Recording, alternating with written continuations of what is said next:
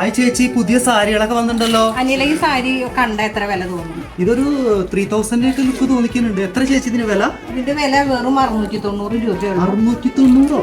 ഇത് നമുക്ക് യൂണിഫോം ആയിട്ട് യൂസ് ചെയ്യാം, അല്ലാതെ ചർച്ച് വെയർ ഒക്കെ ആയിട്ട് യൂസ് ചെയ്യാവുന്നതാണ്. എല്ലാം 850.